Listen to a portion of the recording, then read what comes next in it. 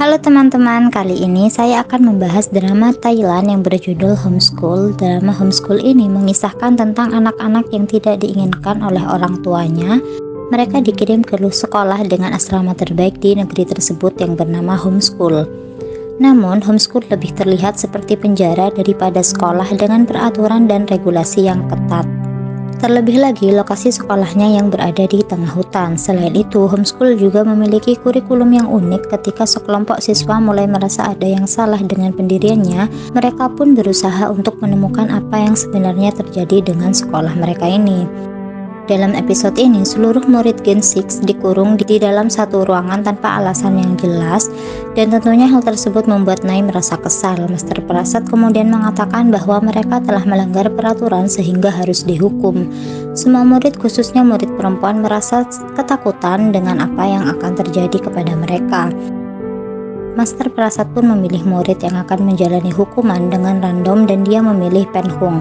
Semua teman Penhung merasa sangat kesal, apalagi melihat Penhung yang sangat ketakutan. Penhung sebagai wakil murid laki-laki dan Peng sebagai wakil murid perempuan disatukan dalam satu ruangan.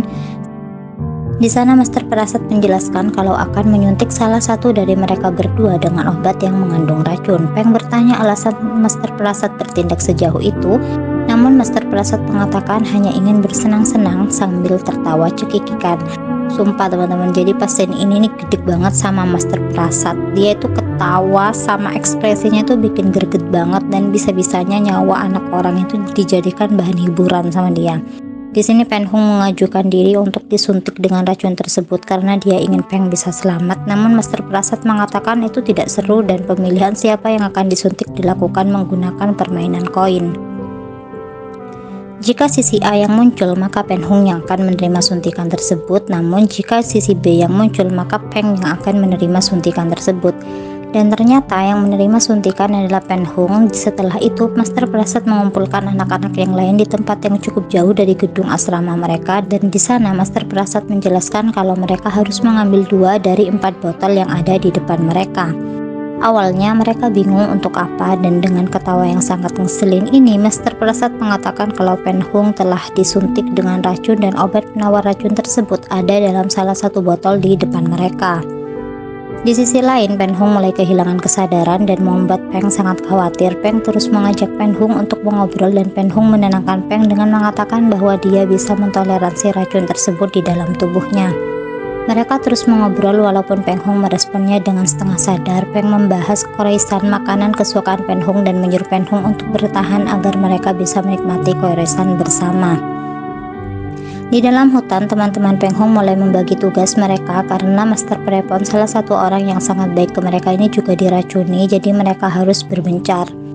Saat akan memilih penawar dari 4 botol yang tersedia, Master Prasad kembali mengingatkan bahwa mereka bisa menyelamatkan dan juga bisa memperburuk keadaan mereka jika mereka salah obat. Jadi kemungkinannya itu 50-50, dan nyawa Penhung serta Master Propen ini ada di tangan mereka.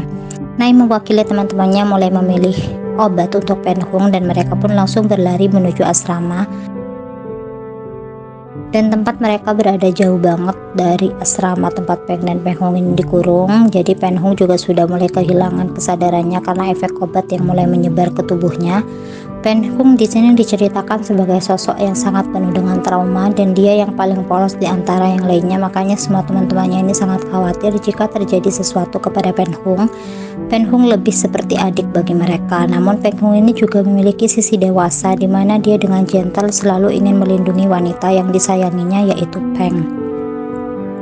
Makanya Master Prasad menggunakan kesempatan tersebut untuk mengurung Peng dan juga Penhung, dan akhirnya teman-teman Penhung yang datang juga langsung melepaskan tali pada tubuh Peng dan juga Penhung.